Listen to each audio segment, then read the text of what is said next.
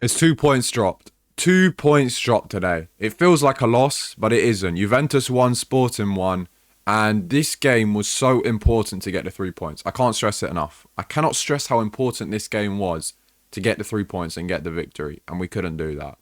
I said after the Madrid game, the next three Champions League games all needed to be wins. All three of them needed to result in 3 points each game, because last year we saw to get top 24 you needed 11 points. This year, doing the maths, it's probably going to be more. However, 11 points was the basis. We're on 3 now. We're on 3. We were on 2 after the Madrid game, and we played our tough games at the start, granted. But the next 3 were all winnable. They all needed to be 9 points in total to get us or try and guarantee us automatic qualification, and we couldn't do that. Before we get into it, make sure you let me know what you thought about the game in the comment section. Subscribe to the channel if you haven't already, boys. Thank you so much for the recent support. We're about 600 or 700 subs off 10k. So make sure you subscribe if you haven't already. Like the video if you enjoyed. Share it to some friends. And let's just get into this analysis. Looking at the game in general, you can see here we were on top for most of the game. And that's how it was. We started off pretty slowly, I would say. But after their goal, we creeped into the game. We really got control of the majority of the first half. And in the second half, the best chances were all coming our way. And we had the best momentum. We had the most momentum. We were the most likely to score the second goal for sure. In terms of ball possession, though, 50-50, quite even. Or very even, 50-50. Expected goals, we had 1.41. They had 0.21, which is very, very low. We had 18 total shots. They had 4. And we had 2 big chances. They had none. Which kind of just highlights their goal here in the 12th minute with Araujo, who's actually a good player, to be fair. He was a good fullback. I'd never seen the guy play before, but he was quite good. That goal there was just very good transition play from them. But at the same time, it was very avoidable. It was very avoidable because we're going to touch upon the lineup, but this guy here was out of position. This guy here was out of position, which gave Araujo a lot of space in the transition to bury it. And that's something I think that we could maybe question, the starting 11, the system, which we're going to touch upon.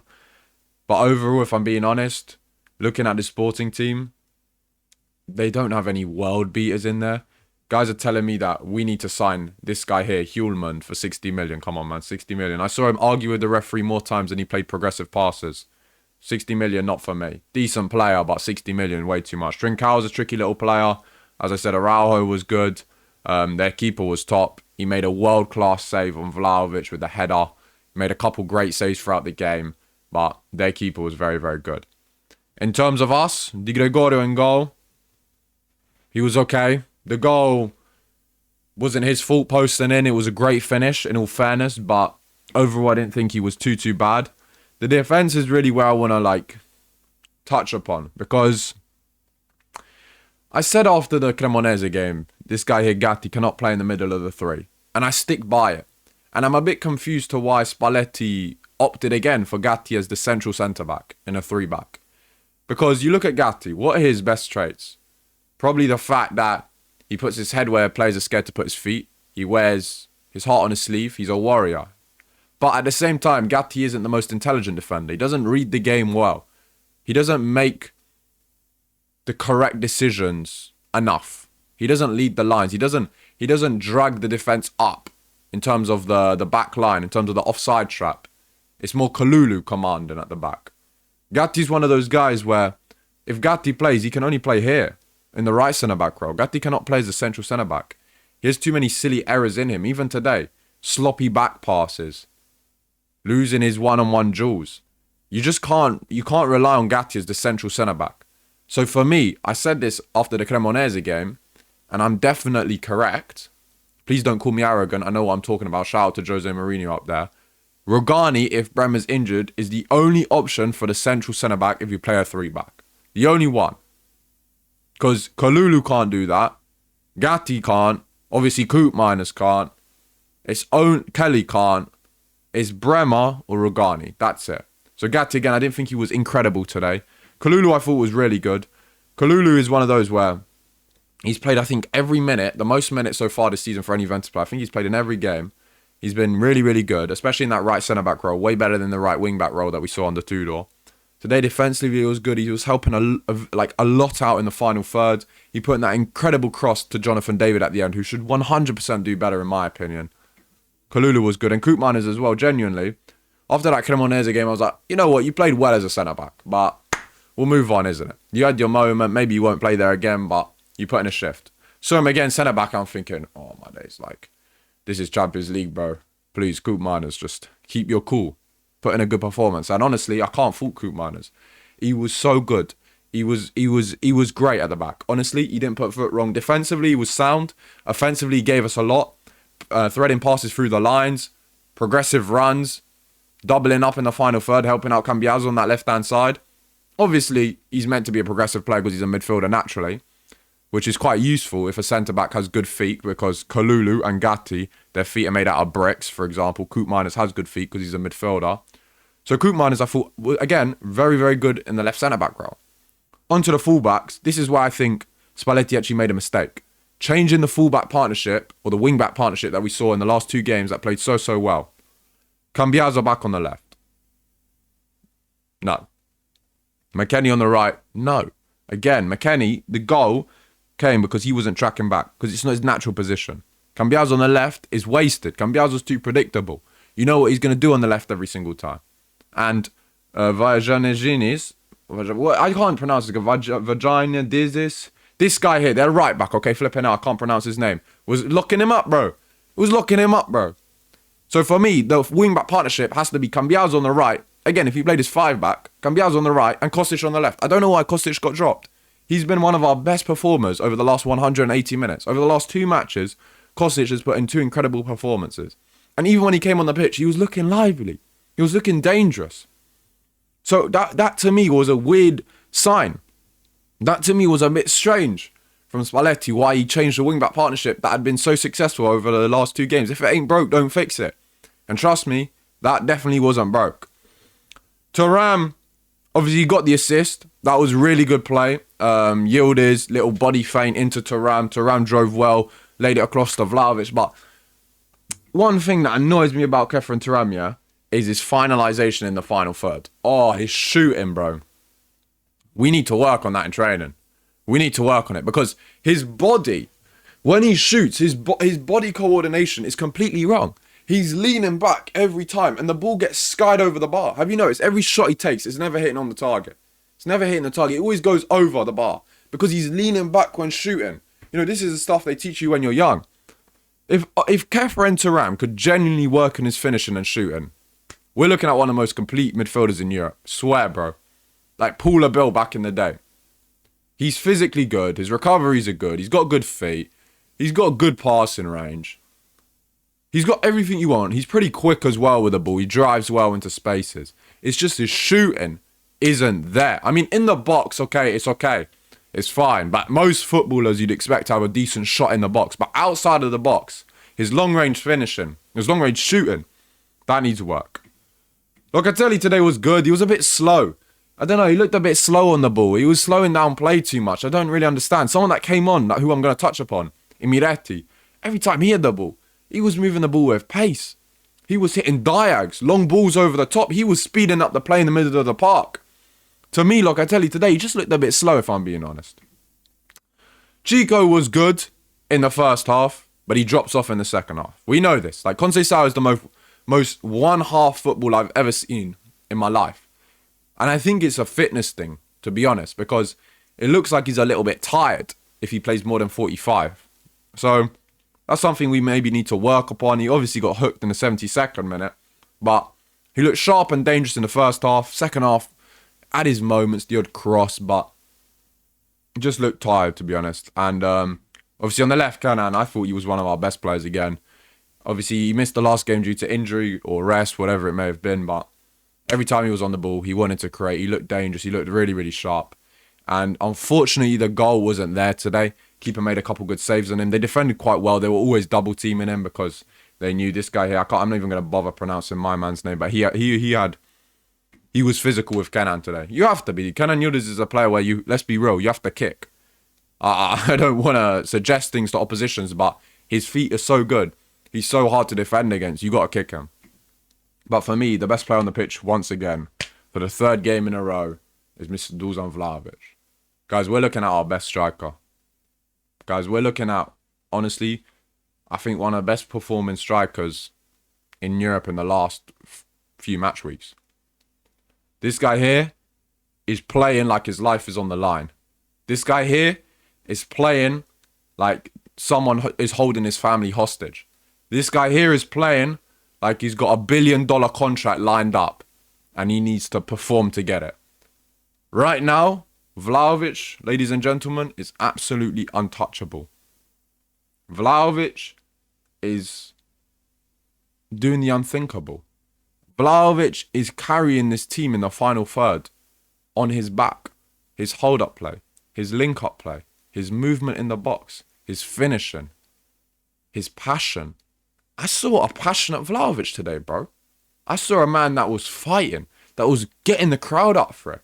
I saw a man that was just pushing sporting players, hitting them, kicking them, arguing with the ref, arguing with his teammates. I love that. I love the passion. For me, Vlahovic is everything you want in a striker at Juventus. For me, Vlahovic is a striker who knows what it means to wear black and white, who knows what it means to be at our club. He reminds me a lot of Mandzukic in that way. He's a warrior, bro. But there's one issue. His contract runs out next year. Right now, we're seeing some of the best football I would say Vlahovic has played at Juventus. But his contract is ending in a good 8 months. For me, guys, people have asked me, what would I do with the Vlahovic situation? Very, very simple. I'd get a piece of paper, yeah? I'd get a piece of paper. Let's just put my phone as an example. I'll give it to him. I'll say, I'll give him a pen. Where's a pen here? Give him a pen. Sign. Big boy. Sign the contract, big boy. Sign the contract. Now, would it be on the same wage? We'd have to try and work this out. He would... What's he on? He's on 20 million net, 10 mil after tax. It's a lot. It's a hefty contract. He's the highest paid player in the Serie A.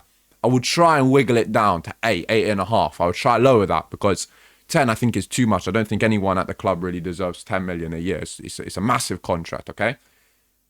But I would try and get him to extend. Maybe give him a bonus. Maybe... Just... You got to convince him. You got to say, look, Dusan, you're our main 9, bro. You're our most reliable 9. You're the guy, bro. You're the guy in his team. You and Kenan are the 2 guys. You can't leave. We'll give you still a big boy contract, something that probably other clubs won't be able to give you, and we'll give you bonuses. And you're going to be the main 9 for Juventus. You're going to bring this club back to glory. You got to convince him. And Vlahovic is a man that's passionate, bro. Vlahovic is a man that cares for the fans. Vlahovic is a man that cares for the club. If you can convince him in the correct way, convince his agent too, I think we can renew Vlahovic. And the way he's playing right now, he's our best striker. He's 100% our best option up top. 1,000,000%. And he was absolutely incredible today as well. Took his goal really well. The keeper, Silva, made a world-class save on his head, though. He should have had a brace. He's been excellent. And he was great again today. In terms of the subs, Kostic came on, as I already touched upon. Great impact. Done his thing. Should have started. Zagrova came on, and I'm not going to lie, I was a bit disappointed. I expected more from Zagrova. He wasn't beating his man today. There was a couple times where he was in a good position and he played a poor final ball. I was a bit disappointed because I know this guy has good feet. I know the capabilities that Zagrova possesses. I know the ability he has. So I was a bit disappointed with him, to be honest. In the 18 minutes, he didn't really have an impact. Adzic physically gave us a lot, but just wasn't on the ball too much. But this guy here, I want to talk about. The most, when it comes to the subs, Fabio Miretti, aka myself. I forgot he took the 21. I completely forgot. But this man here was moving like Pirlo today. Guys, did you notice when he came on the pitch? Every time he had the ball, he played forward. Every single time. Every time he had the ball, he was looking up. He was scanning. He played 2 over-the-top chip through balls. 2. One that landed at this man's feet, and this man, Jonathan David, took it down well, and he tried to lay it off to McKennie, which was the wrong choice. He should have cut in and just shot. But that was a great ball from Miretti. Every time he had the ball, he was playing forward. He was positive.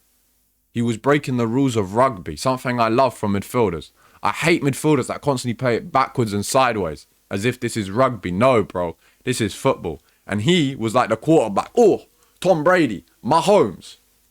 I don't know anymore. Miretti was great today. And Miretti's a player. Now, obviously, I know he was injured, so he's just come back in, whatever, full fitness.